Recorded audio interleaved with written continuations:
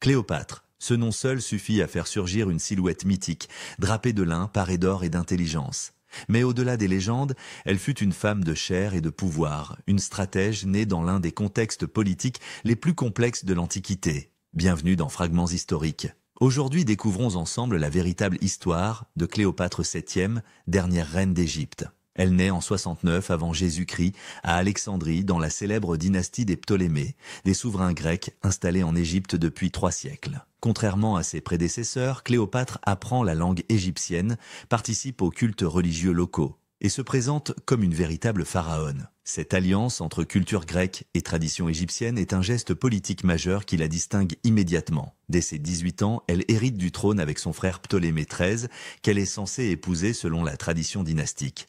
Mais rapidement, les tensions montent, elle est évincée, puis exilée. C'est dans ce contexte qu'elle joue sa carte maîtresse. Elle rencontre Jules César. La légende raconte qu'elle se présente à lui, enroulée dans un tapis, pour capter son attention. Séduit, César la soutient et la réinstalle sur le trône. De leur union naît un fils, Césarion. Après l'assassinat de César, Cléopâtre cherche un nouvel allié, Marc-Antoine. Leur rencontre en 41 après Jésus-Christ.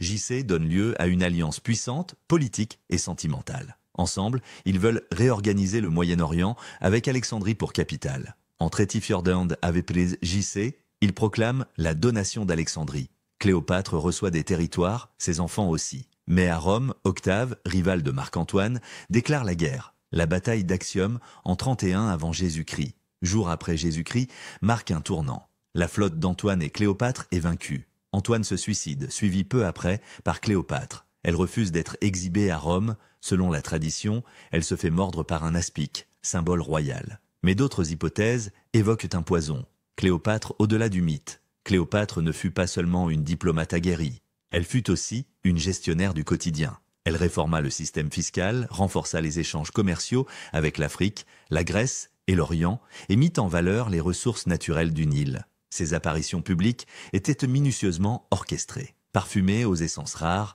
parée de bijoux exotiques, elle jouait la carte de la divinité vivante. Ses entrées en ville se faisaient sur des barques dorées, tirées par des rames en argent, au son de la musique et des encens. Elle finança des savants, encouragea les traductions à la bibliothèque d'Alexandrie et aurait lu Aristote. Son palais était un centre de débat sur l'astronomie, la politique et les sciences naturelles. Elle maîtrisait aussi la propagande. Face à Octave, elle fit frapper des monnaies à son effigie aux côtés de Marc-Antoine, un acte audacieux pour une femme. Une légende éternelle, Cléopâtre n'a pas seulement marqué l'Égypte, elle a influencé l'histoire du monde. Son règne fut le dernier souffle d'une Égypte indépendante après 3 millénaires de civilisation. Son intelligence stratégique, sa capacité à manier les alliances et à imposer sa vision ont défié Rome à son apogée. À travers elle, c'est tout un monde antique qui bascule, l'Orient contre l'Occident, la monarchie contre la République. Durant des siècles, elle sera tantôt adulée comme une héroïne, tantôt diabolisée comme une sorcière. Au Moyen-Âge, elle incarne l'ennemi de la chrétienté